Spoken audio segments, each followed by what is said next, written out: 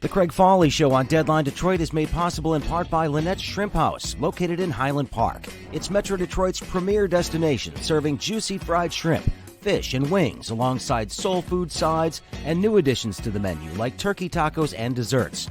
Located at 13548 Woodward in Highland Park, just north of the Davidson, Lynette's is open for takeaway, noon to 8 Tuesday and Thursday, noon to 10 p.m. Friday and Saturday, and noon to 5 p.m. on Sunday. Call now, get some Lynette's. Hey, greetings, everybody. Happy Friday. Welcome to the Craig Foley Show on Deadline Detroit. And it is Friday, which means it's time for another episode of The Week That Was. And what a week it was. A whole lot of different things going on that we get to talk about today. And as usual, I have a wonderful panel here to help me break it all down, including my regular co-conspirators in journalistic crime, Allan Lengel and Nancy Derringer from Deadline Detroit. We appreciate you both being here once again. Thank you. Thanks for having me. And of course, lawyer Todd Perkins back with us once again. We always appreciate his input. And Adolph Mongo, who of course is a longtime political consultant, campaign manager, and also host on AM Superstation 910. He is of course on from Saturdays from 10 to noon. You can listen to that program at 9:10 a.m. Adolph Mongo, welcome. It's a pleasure to have you back, sir. Well, thanks for inviting me. Absolutely. All right. So lots of different things going on this week. And I think we'll start with the big thing that happened. President Biden, of course, delivering his first speech to a joint session of Congress. Not technically a State of the Union address, but it may as well have been. That's what it was the other night. And I have to say it was refreshingly boring. And it's like, it's been a long time since I felt that way after watching one of these. He laid out, of course, his vision for his programs that he wants to spend a whole lot of money on here in this country. And I think he did a pretty good job setting that course and laying out his expectations for Congress and frankly, pleading for their assistance to get some of this stuff done because it's not going to be an easy push here. But let's just start with the overall mood of this thing. Given the fact that the Fox News crowd is trying to suggest that this guy is basically senility walking, I thought did a pretty damn good job delivering the speech. He even went off script a little bit and held his own. He didn't seem to be a Sleepy Joe or Grandpa Joe to me. I think since he's become president, I've stopped holding my breath during the campaign. There were times where he'd be interviewed and you were just hoping that he'd make it through the interview, and he did. And now he seems to, I think he seems to do well. Teleprompters help. There's no question about it. But Right. There wasn't a whole lot unexpected that came out of that speech. I didn't see any, giant new plans that he hadn't already talked about during the campaign. But, he did get a chance to crow a bit about the first 100 days in office and where we are, especially when it comes to COVID. For first 100 days, the guy's actually accomplished quite a bit. It helps when you have both houses of Congress. At least in numbers, theoretically, he did, I thought, not too badly for his first 100 days in office. And I think what's surprising a lot of people is just how easily we're slipping back into what is normal for a president. Well, I wouldn't get too comfortable, though. I really things are short-lived. It is. Well, I think that if the Trump era taught us anything, it's just how fragile our democracy really is, and it is a plant that needs to be tended, and I think we ignored it for too long. And I share your relief that we're not looking at some sort of horrible aftermath, or Rush Limbaugh getting the frickin' Medal of Honor or anything like that. But at the same time, and these, it was a very bold plan that he laid out. But I think it was also I think it's going to be a very popular one. People need help right now. And one reason the first 100 days has been so monumental is because it's like 2009. He inherited this house on fire, and he was able to call the firefighters. So it's a couple of things though.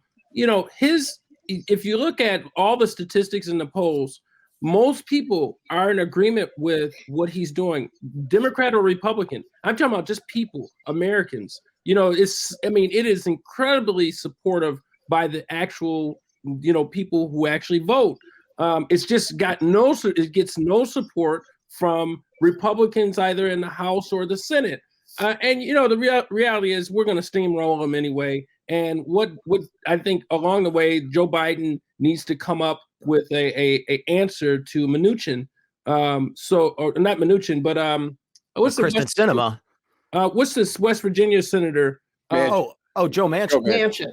Yeah. Joe Manchin. Steve Mnuchin is another animal altogether. Yeah. So, and he really likes the power base that he sits on right now. But if Biden can figure out one of the retiring Republican senators who are moderates, I mean, I think that's an answer and a key to everything. But more importantly, for anyone to disagree with what he's doing, it is just a situation in which you're just wanting to be the party of no, because you just want to say, we're just going to do everything the opposite of what Democrats are doing, just like they did in 2009. Like, you brought up 2009. Yeah, we inherited something that had, this cataclysmic event. But this one in 2021 is something that's self-derived just from the executive branch. Right. Just from the executive branch again. Yeah. And I mean, and history never completely repeats itself. But I mean, I was thinking the other day about, a big story that came out maybe this week, maybe it was the week before, it was talking about falling birth rates. And, in general, people are having fewer children. And it's like, if you are raising a young child today, I honestly don't know how you're doing it unless you are just independently wealthy. And most of us aren't. I mean, the cost of childcare is simply, it's college tuition. Yeah. And it's coming at a time when you are not, when you're young, when your earning is not as great as it will be eventually when you are up to paying college tuition, and you're probably paying off student loans of your own. It's like, make it easier for families to have children. Well, and that doesn't just mean tax credits. I mean, give them money and let them pay their babysitters. Yeah. I'm pleasantly surprised with Biden, because I didn't think he would make a good president. I didn't support him in the beginning, but I'm gonna tell you, he's acting like, hey, I don't care what you think. If you're gonna fight me, you're gonna fight me. If I find a way, I'm gonna make it work. And, his biggest problem, besides Republicans, is his own party. He got the progressives. He got the West Virginia, Arizona senators. He is navigating a slippery slope in the White House. And he's been doing a great job. When he said that white supremacy is more dangerous than Al-Qaeda and the rest of these folks, he did something that Obama was scared to do, deal with race. Obama ran from it. He's not. He's embracing it. So right there, then and now, about police reform, I think Biden is the guy for it. But what he's doing just tells me he's just a one-term president. He don't care who he gets on. I don't think so. He's so. He's too old. You know what? He is. He's a Democratic president, which we have. We've seen all these progressives run, and they turn out to be really, progressive Democrats. They turn out to be really just moderate Republicans, moderate Democrats, almost Republican in their their policies and stuff like that. He is going on a Democratic agenda, and he's a real Democrat. He's not a Bill Clinton Democrat. Bill Clinton signed all kind of bills into law. Zero tolerance, all kinds of garbage. He was In defense of Barack Obama, real quick, though, the one thing that Joe Biden has on his side when he's talking about race, and you suggest that Barack Obama ran from it, when Barack Obama made that statement that he could see, if he had a son, that he could see his son in Trayvon Martin, he got so much hell for that. Right. The difference now is that we have cell phone video all over the place that have opened everybody's eyes to what really is going on out there. And I mean, had we had that situation in 2009 where dash cam video was available, body cam video, cell phone video, the discussion would have happened a lot sooner. But Barack Obama, when they had that incident with the college professor, with the cop, The beer summit. Obama, beer let's summit. have a beer. Let's have a beer. I wouldn't have had a beer with these racist cops. I wouldn't have had a beer. Obama didn't do what Obama could have done. Obama said, I'm the president of all the people, and I just happen to be black. He had to do that in 2009. That was 12 years ago, and that was. We're still working on 3 strikes you're out stuff back then. If he had come into office, acting like, like I'm the black president. I mean, he when can black people really be black people? Well, now that's the whole point. He had the bottom line, he got to be who you got to be. You know, you can't come in and say, "Well, I'm black. I can't be on a jury and judge white people because I'm black or whatever." But you understand, I think Nancy's right, but I also agree with what you're saying. But Obama could only go so far but his idea was he wanted to be a 2-term president. And I think Obama wouldn't even put a black woman on the Supreme Court. But here's the thing. I think there's a lot of things Obama could have done and he didn't do. He gave up a lot to be a 2-term president. But what you have in Joe Biden is, one, he's a white man. So you have other people who will accept the fact that he's white, but he's also gets away with something because he's a grandfather. It's like in families. Grandfathers can do things that fathers can't.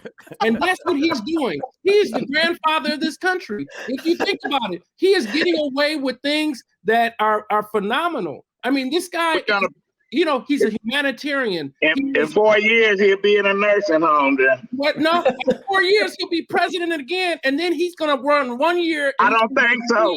I don't think he's running again. He's going to. That's the way he's acting. He's going to run again. If his health holds up, he's going to run again, and he's going to serve 1 year, and he's going to give Kamala Harris 3 years to get her stuff. Oh, that's sad. Maybe that's what it takes in this country, is somebody who actually has the stomach to be a 1-term president, because the types of change we're asking for is not the stuff that you get by building slow consensus. You want to get something done like action on guns. You're going to take a political hit for that. You want to do something where you're actually talking about childcare for all. You're going to take a political hit for that. You want to spend like a drunken sailor. You're going to take a political hit for that. And I'm all for spending like drunken sailors. And I like what he's doing. People. But I like what he's doing.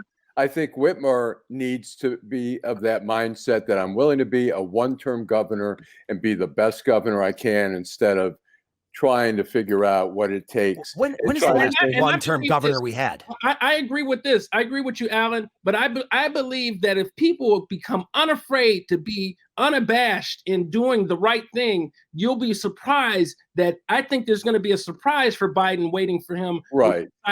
No, I agree. I'm not saying that they shouldn't.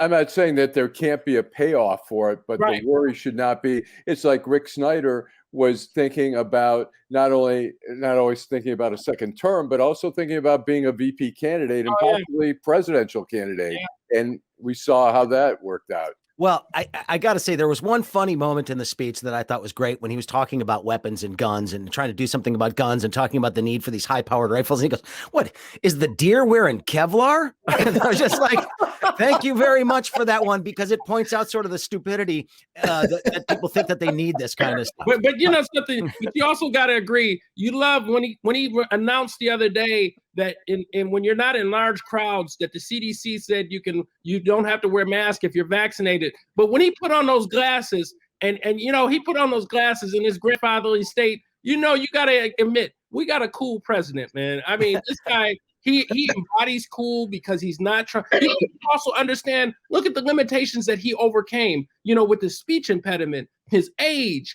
all these other things, because he should have been president 30 years ago. And when he ran in 88, and he got trounced and everything, but at the same time, he never lost sight of that. So, he is truly an American president in the sense that, this is what it takes. He's worked all his life to be there, and this is a culmination of life. I think we have a better president now than he would have been then. No question. He has evolved. He has evolved over the years. Yeah. He was in bed with Jesse Helms and all those white supremacists in the Senate. He done said things that he wish he could take back. Yeah. But he has evolved. He has become the man who he is now. And I like what he's doing. He said, damn the torpedoes, full speed ahead. And that's the kind of president that we need right now. I think I heard somebody else. One of the best presidents ever. Well, I heard this from somebody else, so I'm stealing this, but they said he doesn't want to be Obama. He wants to be Roosevelt. And that's sort of the legacy that he is looking at if he gets some of these things through. Now, granted, those who disagree with me politically are going to think that this is sending America to hell in a handbasket and that we're creating a culture of dependency in this country. But I'd say, why don't we try it and see what happens? We tried trickle down for a long time. We've done 40 years of Reaganomics. 40 years of Reaganomics. And all it's gotten I love us the fact that he came out and just said that didn't work. Yeah, did you it's gotten us a new Gilded Age, and it's like it's time for this shit to end. Well, and power to the people. It was a statistic. This was several years ago, and I can't exactly remember the number, but in 1964 or 1960s, the CEO of a company made about 60 times or 70 times more than the regular hourly worker. Now it's about 600 or 700 times what that was back in that. So that's trickle down. That's the effect of trickle down. That's the effect of laissez-faire economics. There has to be some mechanisms of control in there. Now, I don't remember if you guys. Oh, go ahead, Adolph. I said it trickled up.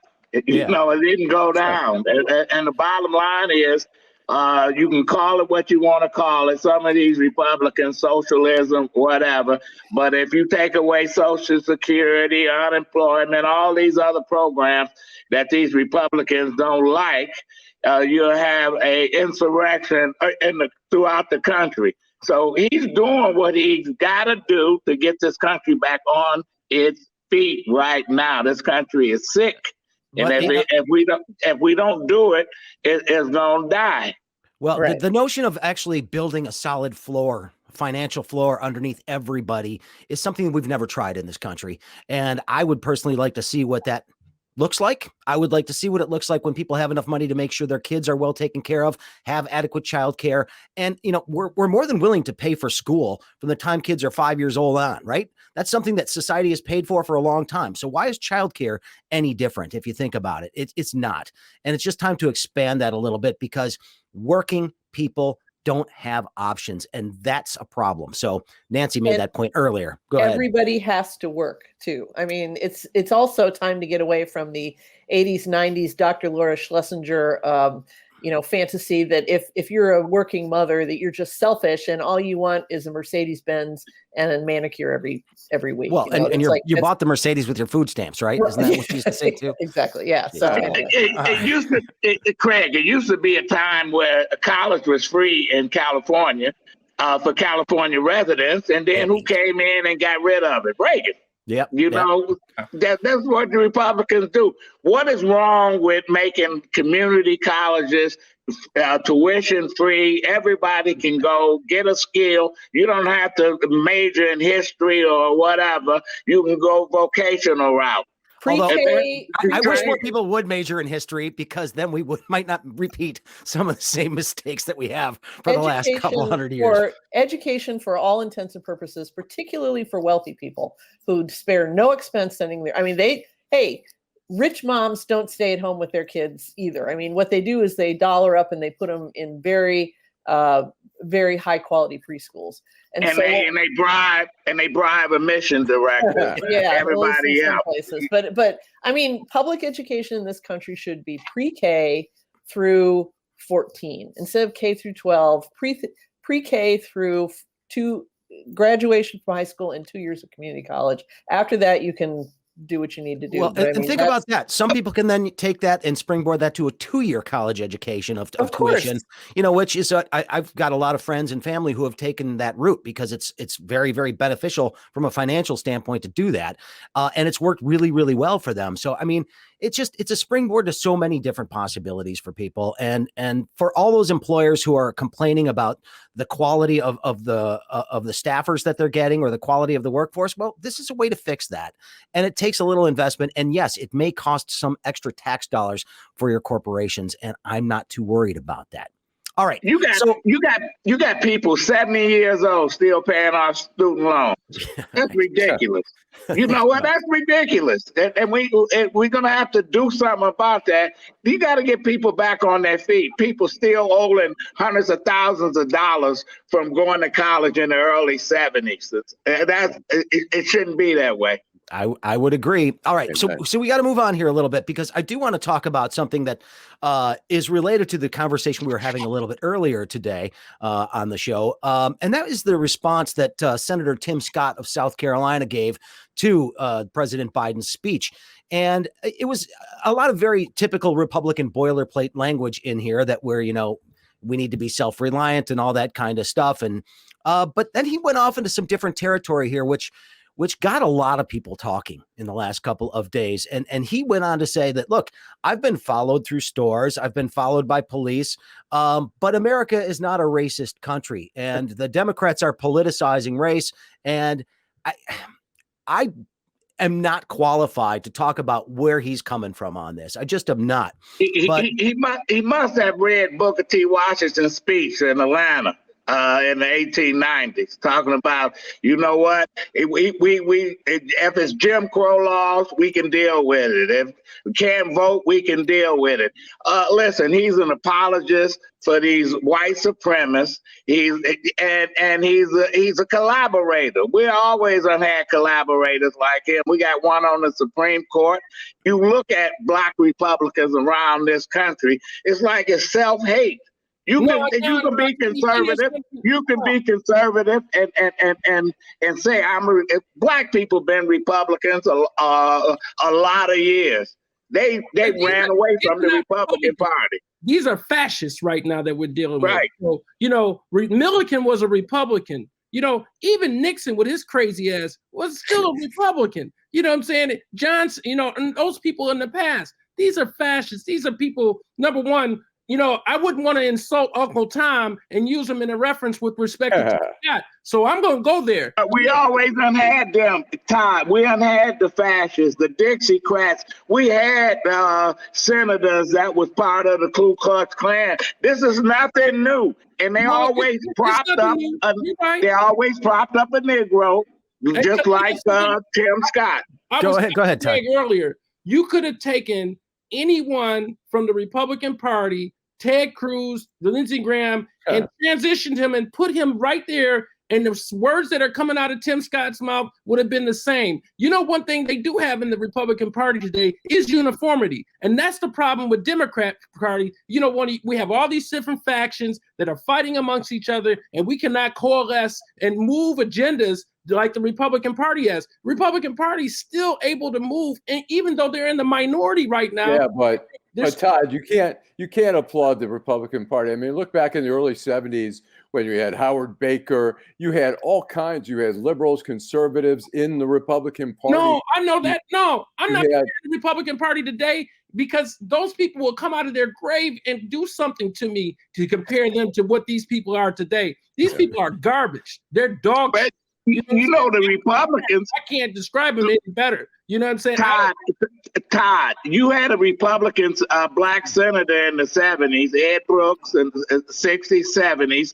They didn't use him. They wouldn't have used him like the Republicans use Tim Scott. Ed Brooks wouldn't let himself be used like they used him. He's happy to shuck and jive and do what he's doing up there. Don't get me wrong. I know some people don't feel comfortable talking like this about these individuals, but I don't care. You know what I'm saying? Because this is a war of words, a war of, there's literally a battleground of life at stake for people, particularly in his own state.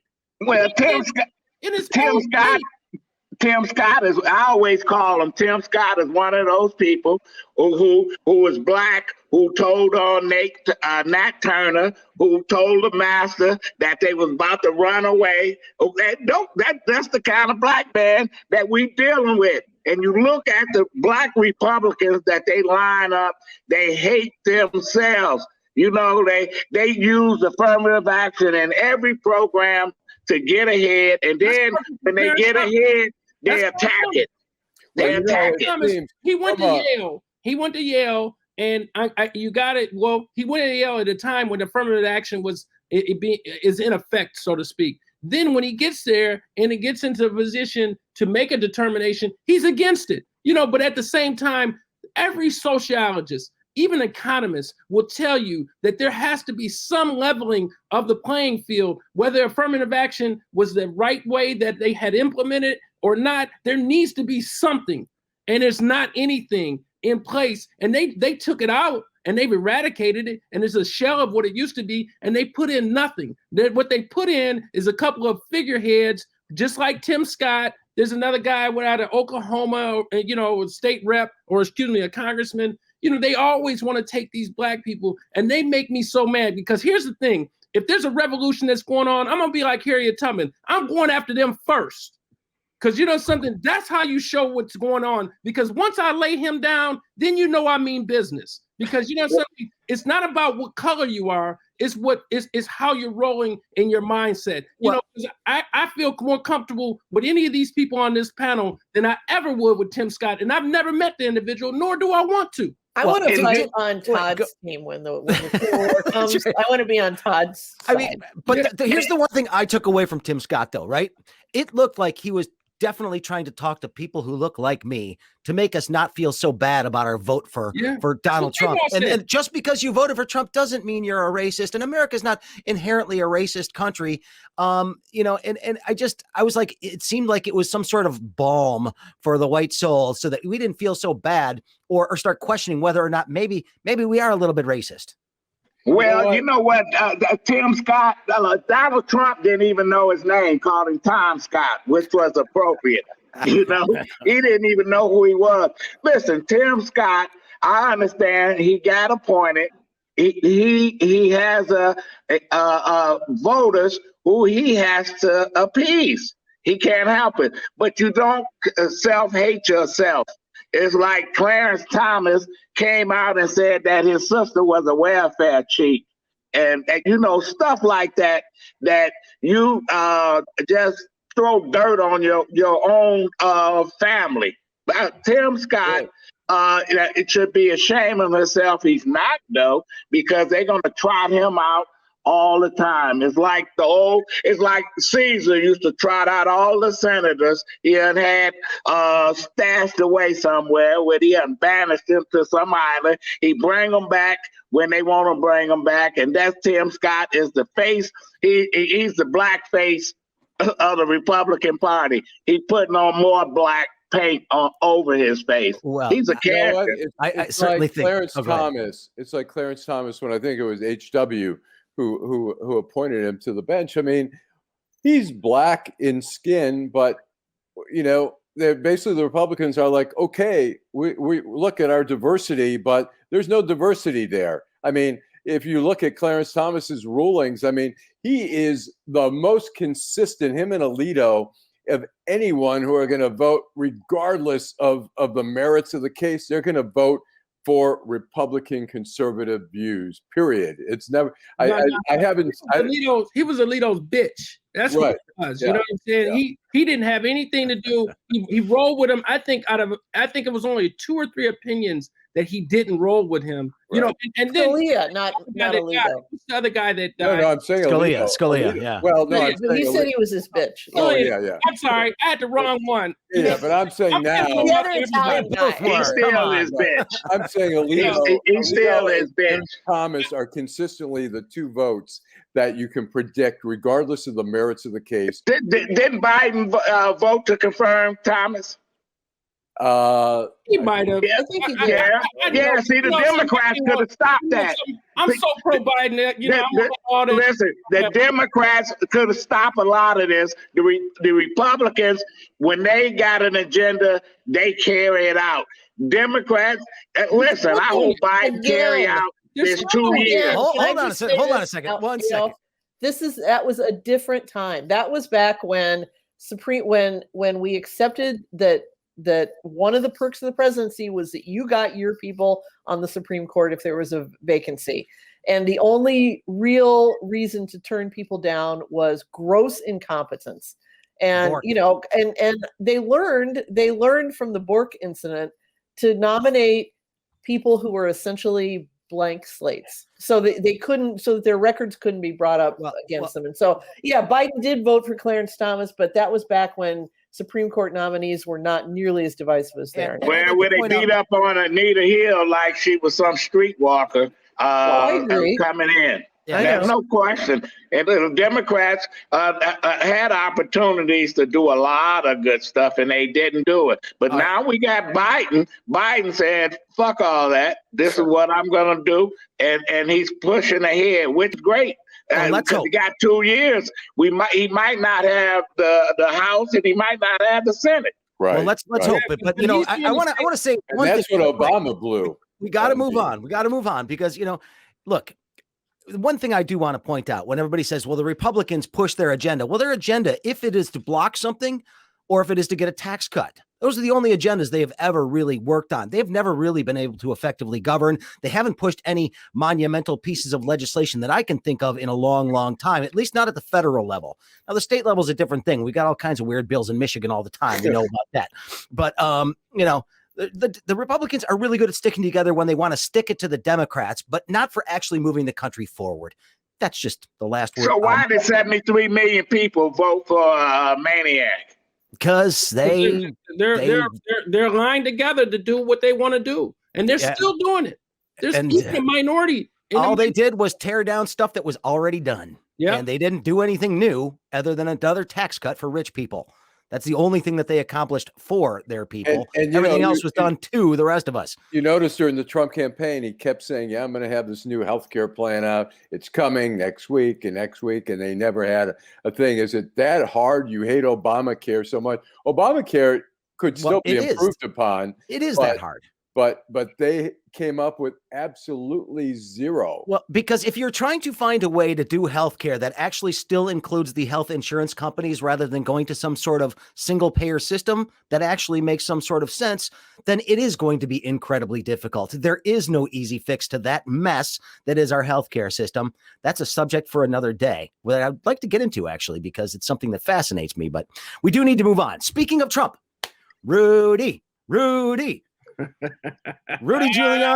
got a visit from the FBI. It's like eating dessert 3 times a day. Rudy Giuliani gets a visit from the FBI at 2 of his locations and then goes on a couple of crazy rants over the last couple of days talking about it. But it certainly looks as if this has a lot to do with why President Trump was impeached the first time. Remember, everybody, the Ukrainian stuff?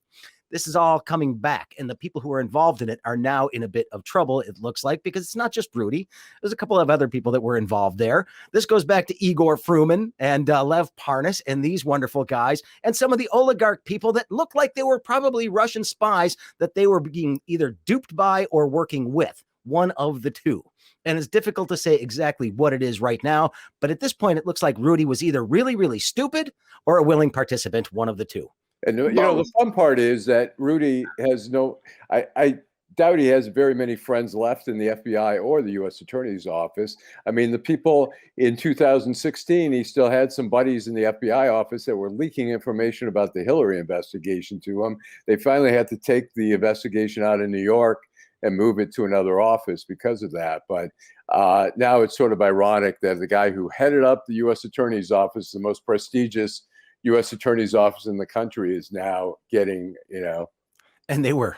Yeah, and it's like, it's outrageous. It's outrageous the way they act. And they knocked so loud on my door. And did you see, but this guy's a monster. He has whatever, there's, something, the bottom of my shoe is not good enough for him at this point in time. I mean, he's decrepit, and see, I say this as a lawyer because, it's just one of those things that, we're held to a higher standard, just like the police. I do believe police are held to a higher standard, and they should be, because they took an oath. We took an oath too. And he used that oath, for money. He used it for power. He used it, it's something, it's an awesome feeling. It must be, because when you're in the presence of that power, some people reasonable. I'm not saying he's reasonable, but we've seen reasonable people change and do things. Just like, I don't know what you think about Rex Tillerson, but he was a good businessman. And he even changed for a certain point in time until he just couldn't take it anymore. And you saw a lot of those people in Trump's cabinet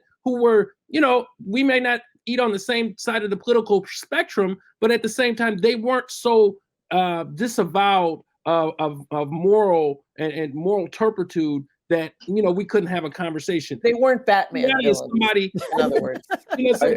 I mean, these people are Batman villains, and I hope we can move on. I hope we can move on to get to Matt Gaetz. Speaking of Batman villains, because I am just like, I read that story last night, and I haven't seen it yet. Fill us in, please, Nancy. Well, okay, so apparently, Joel Greenberg, Matt Gaetz's wingman, in trying to get Roger Stone to advocate for a preemptive pardon for him and Matt Gaetz. Apparently Stone told him to just essentially write a confession and send it to him, and he did. I mean, he's like, and then we hired this other girl who was 17 years old and gave her money for sex. I mean, it was just like, how is anybody that stupid? And I don't know who leaked it. I suspect it was Roger Stone. They have screenshots of all of these exchanges, and they're going like, we can get you $250,000 in Bitcoin. And Roger Stone is replying, keep that handy because I'm real optimistic about this. Oh my word. I have not, where is this? Why have I not seen this yet? BuzzFeed. Oh, okay. Well, that's why I haven't seen it. It's amazing. But I mean, BuzzFeed. Oh, I'm not saying it's wrong, but it's not one of the pages I frequent. No, it is not. Exactly. But again, Roger Stone, Batman villain, and Rudy Giuliani, Batman villain. I mean, you look at that guy. Rudy's son was coming out, defending his father. Oh, the son is hilarious. And he sounded so much like a Trump kid. Oh yeah, exactly. I mean, I was like, oh my God, they're like cloning Trump children in New York now. He's like, he said, if this can happen to the president's lawyer, well, then it can happen to anyone. And I'm like, exactly. That's what we were saying throughout the whole impeachment. Nobody's above the law, you jackass. I mean, it's that simple. And my Rolodex doesn't have any Russians in it though, so sorry. Well, and then Rudy was bitching that they took his computer when he's like, they already had it in the iCloud as he's pointing to the sky, like the data is floating around in the air around him. They did, but they like to verify. So they got a second one now, Rudy. You're in deep trouble because then they can look at if they've got it from the iCloud and then they look at your computer and it's not there, that's obstruction of justice. Well, no, what it is, it wouldn't necessarily be obstruction of justice until the law enforcement got involved. What it shows is guilty conscience. Yeah, the fact that he's changing and moving around and trying to assuage information or destroy information. It shows a guilty hand at play because now that say for instance, if he knows they do have a search warrant to go to his iCloud and he destroys it, then now he's obstructing justice. So once he's been made aware of the investigation and there are orders in place for him not to do certain things, that's when that charge comes up. But the charge, but him having something different on his laptop than on his iCloud is just as good if he gets tried because it shows the guilty conscience that he has in that particular situation. That's because I know when I was in Washington, you do investigative reporting, and at the end of the story, you tear up your notes, you get rid of them, so in case they're ever subpoenaed, you don't have them.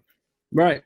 Well, how long is it going to take Trump to disown Rudy? How long is it going to take Trump to disown him? When's the next bus coming down the road? Real soon. That's right. I think the 810 is going to be there in a couple of minutes. Hey, Trump is quick not to talk to some of these people. Look, Matt Gaetz. He hasn't called Matt Gaetz back yet. Who? I don't recall meeting Matt Gaetz.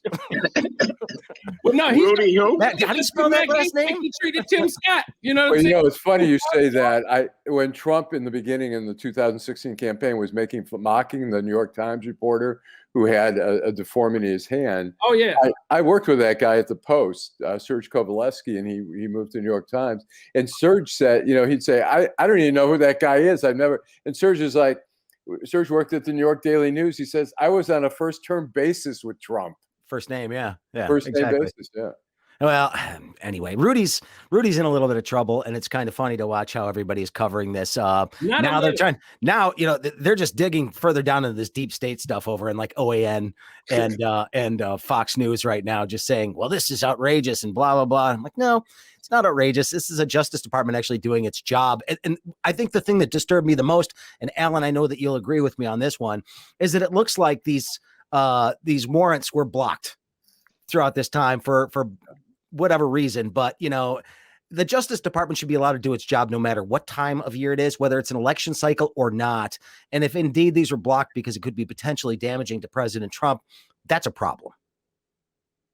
Yeah, I know how much you love Bill Barr. They have to be careful about doing certain things, but you certainly, you can continue an investigation during a campaign. You just have to be careful about what, filing motions and making it public. High profile raids, Right, high profile raids. That's very true. They had Cohn on on MSNBC yesterday, and he just said, I can guarantee you Trump is scared. He goes, Trump isn't worried about Rudy Giuliani. He's worried about what they might find out about him through Rudy Giuliani.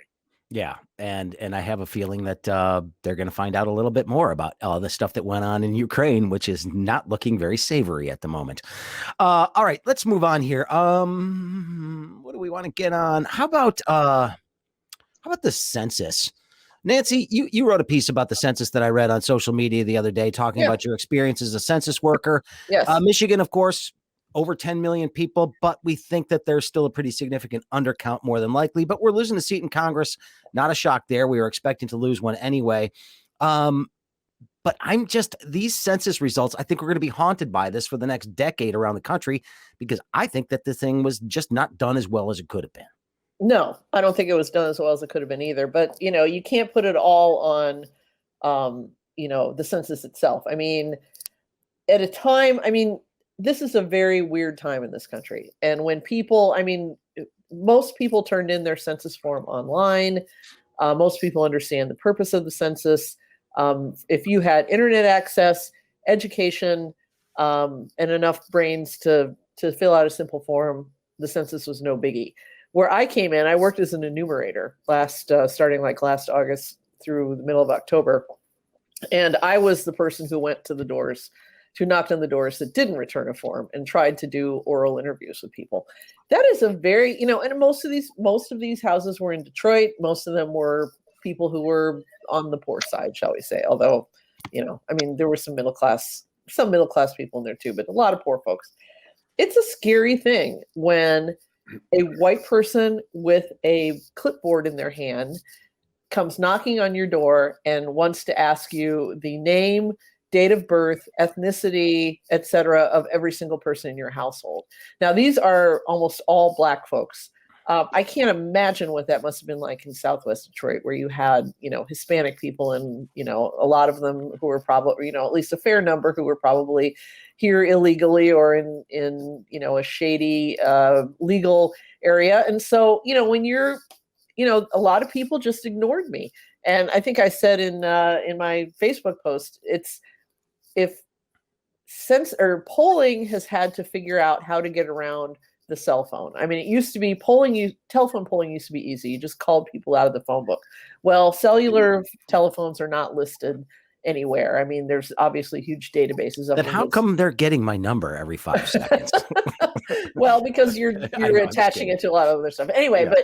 But the equivalent complication for census taking is the Ring doorbell.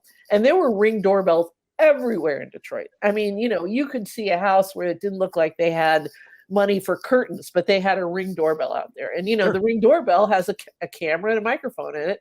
It tells you who's on the front porch. I would hear people moving around in the house. I'm knocking away and they're not answering. And I know they're just looking, there's like, who's answering the door to Karen? It's like, get off my porch. Process server. There's no doubt that Detroit was undercounted. Go ahead, Adolph. Yeah, Coleman Young did it best. When I was working for him and we did the census, and when they came back and said, Detroit is under 1 million people, Coleman said, that's a lie. we got 1 million people or more, and he sent out his appointees and community people, etc. And I understand when you knock on a door, you don't have to be white to get the cold shoulder. Sure. When you got a clipboard and you asking for information on people's families, you got folks, you got 3, 4 generations of families living in places. You got grandkids living with grandmothers and senior buildings. They don't vote, and they're not gonna tell you. Yeah, but Coleman Young found the folks. You gotta have somebody that got a game plan and people listen to. We don't have that, and so people would not tell the truth. You know, you got 5 people living in a house, they only tell you only 1. Right. So we know we get undercounted here in the city of Detroit. There's no problem. But it's not just you, Nancy, or any other white person. It's anybody that start asking questions about people's families. Exactly. And if they had a better, I mean, there was, how much news was coming out around the census in the year leading up to it? It was all bad news. It was Wilbur Ross wants to, ask about citizenship and blah, blah, blah, blah, blah. And it's like the marketing around the census has to be as clear and friendly and embracing, and you won't, the data's private. It's nothing bad's going to happen to you. We don't care what you're up to. We don't care if your kids are in there. They'll never know. Blah blah blah. But people think you ICE in Southwest Detroit. They think you might be ICE. And Texas, which gained 2 seats, probably should have gained more, but the undercount of their Latinx population is significant. And so, even these states that are gaining population and gaining seats are still being undercounted in the same way. So, this is a nationwide problem we need to fix. There's got to be a better way to do this. I don't know what it is. Do you know? Well, we got a decade to figure it out. What the state with the highest compliance and probably the most accurate count? Utah. Mormons, rule followers. It's like, they just, this is good for us. We're a community, we're this, we're that, and Utah. So we need listen, New York lost a seat because 89 people. 89. All they needed was 89 people. That's unbelievable. Right. Which it is. That's ridiculous. All right. Well, anybody worried about Michigan losing another member of Congress? It's certainly going to make the drawing thing. Depends who we lose. And listen, that area, Andy Levin, Brenda Lawrence, and Rashida Tlaib, that's where the fight is going to be. Yeah, I have a feeling it's going to be. Yeah, I think you're exactly right. Andy Levin and probably Brenda Lawrence will be duking it out for that seat. That's going to get. That's what I think. I go way back when Levin's seat, when his father had the seat, he represented Northwest Detroit, and as the census down the years, they moved to Southfield and they moved to Macomb County. Listen, it's going to be diluted, these congressional districts, and he's going to have to run against either Tlaib or he's going to have to run against Brenda Lawrence. Well, the interesting thing that's different though than last time we did this, and I've seen every 10 years we'd see this because what's the former representative from Kalamazoo who ran for governor because he lost his seat in Congress? They wrote him out, and then they wrote out Lynn Rivers. After that, the next she had to run against Dingle. Yeah, exactly. And so, it's going to happen. We're going to see it. But the difference is that you're not going to have one party controlling which party is going to have to duke it out, because it could be the way they draw these lines means a couple of Republicans got to go after each other. You never know. With this redistricting, we run the risk in Detroit, in the city of Detroit, of having absolutely no African-American representation in Congress. I'll be interested to see how the redistricting commission handles that question, because the Voting Rights Act and everything else is going to have an impact on that. So they're going to have to draw the lines in a way that at least tries to make it competitive. I'm not sure how they do that, but Detroit's got enough people on its own to basically be its own congressional district. Yeah. So, maybe that's a way to do that. I'm not sure, but anyway, long story. That's again, we'll see where they come out with these first batch of maps sometime in the next few weeks, because they are going to have to put something out pretty soon. Hey, Bobby Ferguson got out of jail. And after Kwame Kilpatrick got his sentence commuted, I thought it was just a matter of time before they revisited Bobby Ferguson. This is a little faster than I expected, though. How's everybody feel about Bobby Ferguson getting out after 8 years? Well, justice is served. The thing about it is I still,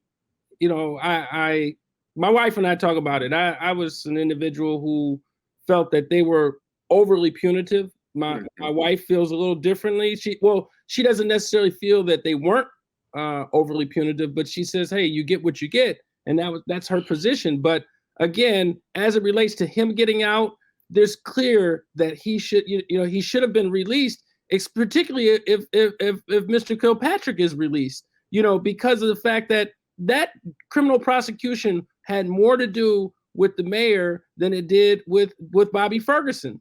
Sure. So, that's the reason why he got less. He was sentenced to less time. And again, I mean, those were monumental numbers that you see. But I mean, I think that it's justice served. I think Adolph said it best. It's justice served. It shouldn't have taken, I guess it did have to take a little bit of time. I don't think it was quicker than it should have been. And, I just think Edmonds did the right thing. She looked at it from the perspective of she didn't want to let him either one of them out. But since Kilpatrick got out, she did the right thing in that, why is this guy sitting there? The balancing justice, that's what she did. So she's entitled to her opinion because she sentenced this individual and she stood by her sentence that she gave those two individuals. But once the decision was made by the executive branch to release Mr. Kilpatrick, it's the right thing to do.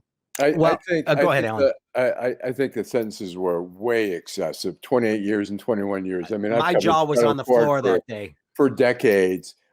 She just did not like those two guys. It was clear just in every step of the way during the trial and during the sentencing. But I think she had some second thoughts about how excessive and usually in the federal court on big cases like that, a group of judges meet and talk about the sentencing and what's appropriate. And not all of them agreed with that excessive sentencing. And I think I think it was an opportunity for her to do a correction here. And the law was just pretty clear. I mean, it's just the inequity was just so clear. Once you release Kwame, you can't have a guy who got less time, who's not an elected official. And that's what the judge wrote in there. She said he was just a guy making money. Kwame was elected by the people. So the fact that Kwame was released, it just made sense to, give him that break. Well, like I said, I still remember I was on the air the day and doing special coverage when that sentence came down. And I still remember just being flabbergasted when I actually saw numbers like 28 years being thrown about, because typically, political crimes and white collar crimes. Yeah. 5 years. Okay. I could see that. I was going to be, I would have been the 5 years. I'd have been like, wow, that's harsh. But when it came down as 28, that struck me. She locked them up. She locked them up immediately. She locked them up immediately. Well, she said you can't go home. You can't get your affairs in order. You lock them up. It's like she hated them so much that she threw chains on them and said, lock them up.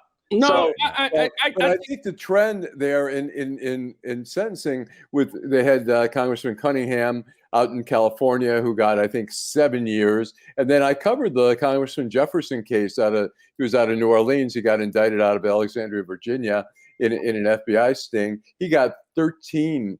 But his was overturned, I believe. Yeah, eventually. But he got 13 years and was serving for an amount of time. Then Blagojevich, out of Illinois, the governor, got 14 years. So it was creeping up there. So it was clear. I mean, 15 years would have been unusual, 18 years, but 20 years. What they did was, which was interesting, is how the prosecution charged them. And so based upon the charges, you were looking at a minimum of 20 years if you had a conviction. So then what they did based upon sentencing guidelines is the value of loss that they attributed to their behavior. Then that created, you could justify what you did based upon this book. I got one sitting on my desk, the sentencing guideline book. They could justify it. And I don't believe that Judge Edmonds was, someone said differently that she regretted the sentence. I don't think she regretted it at all. I think eventually she may have. I think they asked me for it. You remember they asked before to have these sentences commuted or have these sentences reduced on several occasions. She just flat out just, it was the stuff that press clippings were made out of. And part of that was looking at public opinion at the time when it happened. There, people wanted to throw the book at Kwame Kilpatrick and Bobby Ferguson. Not everybody. Well, not everybody. That's true. Not everybody, but a whole lot of people did. And but like I said, I always thought 28 years was way too much. But I have no problem with Bobby Ferguson getting out of jail. Craig, we got a mayor in Taylor who they found $200,000 in his house. He has another vacation home. And he still sits right there in office, and we look at what happened in Detroit. The same people that was laughing and happy about Bobby and Kwame Kilpatrick defends this guy. So he's a great man, even though he's a thief and an extortionist. Color too, though. The case was I think there's a reckoning coming there. So part of the sentencing, the 28 years. Which was set on a bad precedent, was a county commissioner down in Cuyahoga County had a 28-year sentence, and another person in that case got 21 years, which was ridiculous then. And so they took that as a precedent. They took a ridiculous precedent and perpetuated that ridiculous precedent. All right. Okay. We've got only 5 minutes left in the program, and we do need to get to Schmucks of the Week. We didn't get to all the subjects I wanted to. Real quick, 30 seconds for this whole subject. Governor Whitmer says, hey, I'll reopen stuff as more people get vaccinated. Is that the incentive people need to get vaccinated? I'm doubtful. I'm skeptical that people think collectively, community-wise. Those who do, and the others are screw you. I'm going to do what I want. So, or is it better to do what Duggan's doing and start paying people for bringing people down? I still say the bureaucrats should listen to the scientists. If the scientists say that we should be opening up, then open up. But no one wants to listen to them. She should stop thinking about being a two-term governor and do the strong moves to do like Allan said. You got to make moves sometimes that are not appreciated, but follow the science. And the science, you can always fall back on it. Well, she needs to tell the legislature to go screw themselves by trying to tie funding to whether or not they have in-person instruction for the schools. The schools need the freaking money so they can reopen safely. Just loosen the money. It's already been approved. Quit playing games with this and stop with these 1/4 funding things. I mean, this is not the way budgets are done. Come on now. All right. Schmucks of the Week. It is, I think, something that we need to get to at this point in time. Is it not? Is it indeed time for Schmuck and of now the Week? it's time for Deadline Detroit's nominees for Schmuck of the Week. That never gets old to I me. love that. I know. I like it too. I think I like the crown better than the trophy version. We have a couple of them. Schmucks of the Week. You know what? I'm going to go first this week just because I don't know that mine is worthy of being uber schmuck. So this is a woman in Alaska. Her name is Laura Reinbold. She's a state lawmaker, a Republican, very anti-mask. She apparently got in a little bit of trouble with Alaska Airlines. She doesn't like to wear the mask, fought with the airlines on numerous occasions, and this is not the first time this has happened. The final time, they banned her from the flights. She's no longer allowed to fly on Alaska Air. Now, the problem is that she goes from Anchorage to the capital in Juneau on Sundays so that she can actually go vote in the state legislature. Being kicked off that airline means that you don't have any direct flights from Anchorage to Juneau. So the only way to get there is by taking a car ferry, which took her 40 hours because she refused to wear a freaking mask. A 1.5 hour flight. And instead you can either drive it, which is probably like 16, 17 hours at least, because it's a big state, everybody. And there's a bunch of islands there.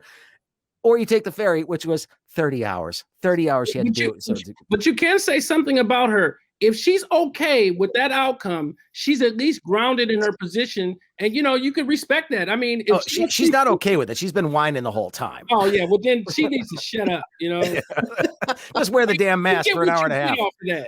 I mean, and it's just like, and try not to pull this, don't you know who the hell I am kind of routine. I mean, that's what she was trying to do in the airport and, all this kind of stuff. I'm a state legislature. I need to get back and vote. I'm important. And they said, we don't care. So is everybody else. Put on the damn all these mask. Journalists right here, you guys know how that never turns out. That never just ask Joel Jones well. right now how that's going for him. So, right.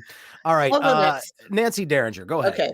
I generally like to keep this to individuals, but I'm going to take a collective one this time and nominate the unvaccinated. the people who are unvaccinated and not trying to get vaccinated. Yes. Because as the governor has pointed out, you can argue with her policy all you want, but that is the way out of the mess that we're in right now. And for every person who has a legit reason to avoid a vaccine, they have an allergy or they've had bad reactions in the past, whatever. I think there are probably 1,000 who have essentially, you can't make me, and well, if the government wants me to do it, I ain't going to do it. Or something like, oh, this is so, we don't know enough about it. We don't know what's going to happen. It's like, we know plenty about it. 140 million Americans have already had that. Nobody's growing a hand out of their forehead. It's time for us to just move forward. So if you aren't taking steps now, when you can essentially walk into any vaccination center and get a shot, with no appointment, I just have no. And for everybody that doesn't take that shot, just know that there are probably about 1,000 people in India that would line up at your front door to get it right freaking now. Absolutely. It's a humanitarian disaster, and something's, I don't blame the U.S. for wanting to actually do something about this. I hope we get a little bit more active and send over whatever extras we have right now to get that under control, because that could mushroom into something absolutely disastrous. Right. All right. Who's next? I go. Charter all right. Commission. The Charter Commission. Okay, let's hear this one. And I'm sure I'm going to hear from my friends who's on the charter. Listen, are you crazy? Listen, the Charter Commission, and the sole purpose is to submit changes to the city charter, real changes. And I can think of 5 or 6 that they didn't even look at.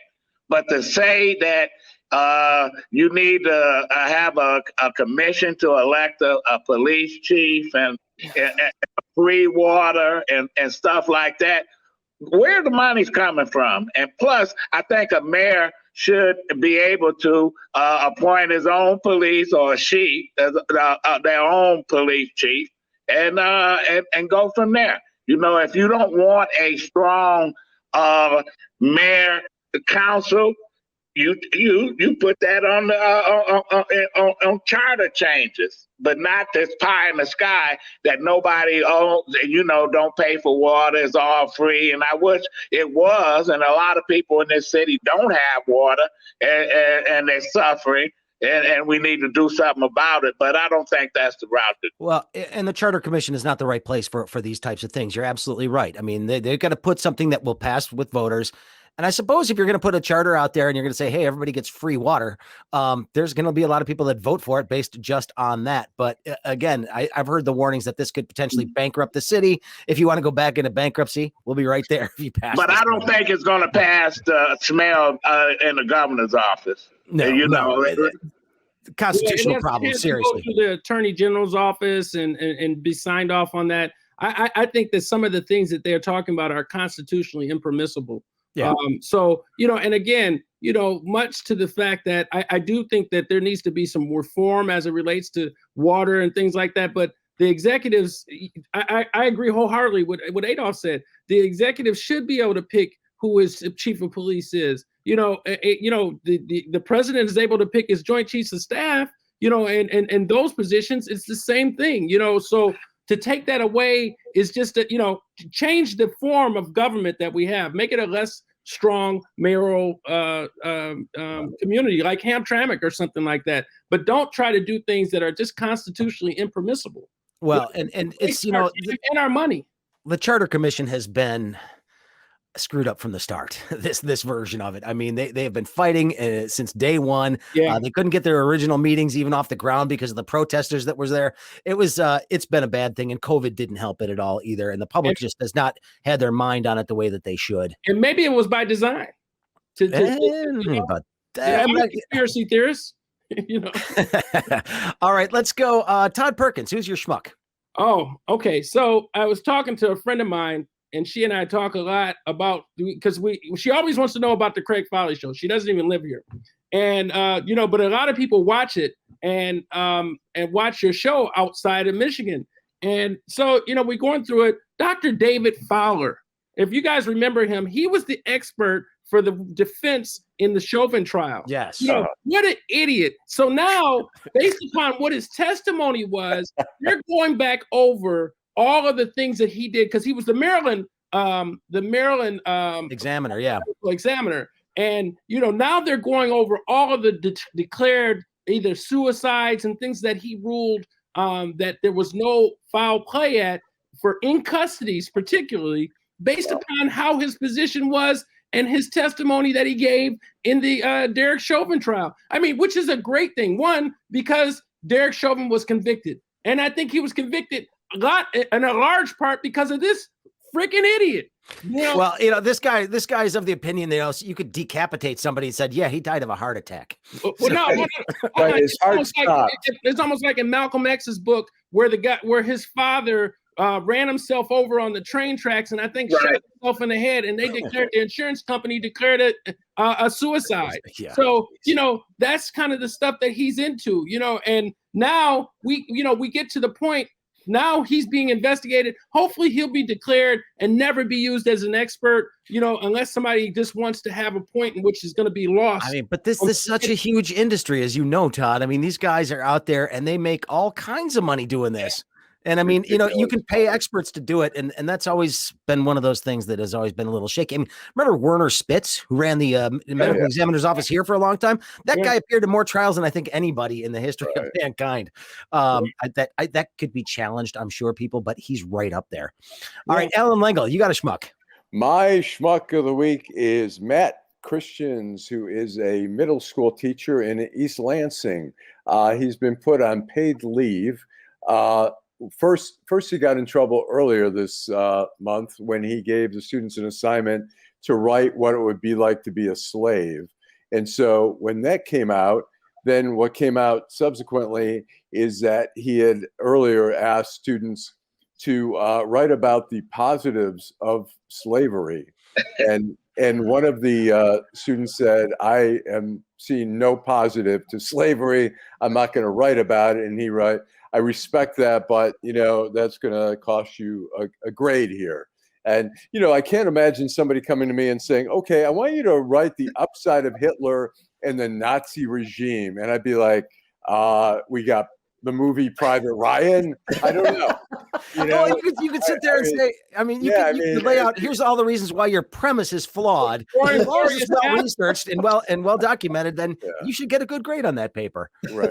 But it's really to ask, and that came up somewhere in some legislative body. Was it a city council or something? Or a legislature where somebody was talking about the upside of slavery. Oh, that was recently. That was, I believe, 2020, and I think it was in Mississippi. A state legislator was talking about the benefits of slavery and how Mississippi's economy wouldn't exist without the. Yeah, that was a good one. Yeah, there would be no Mississippi. I'm like, well, is that a bad thing? I mean, that might not be bad. No Mississippi, imagine. 49 states in America. I'm okay with that. Other than Lumumba as mayor in Jackson, Mississippi, I think the rest of it can go.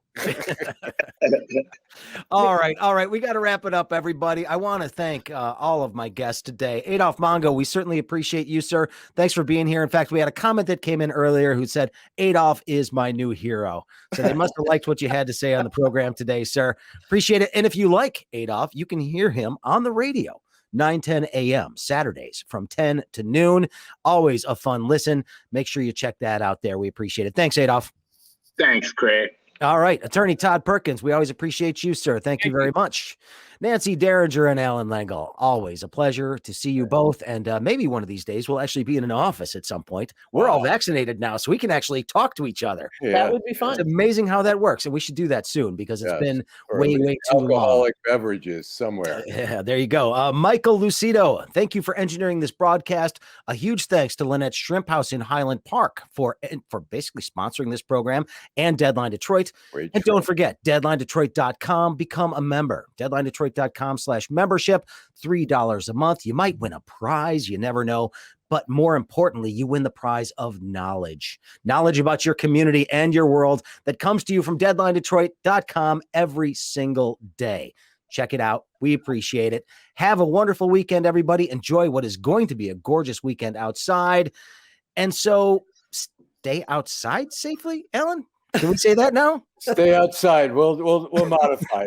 Stay outside safely. All right.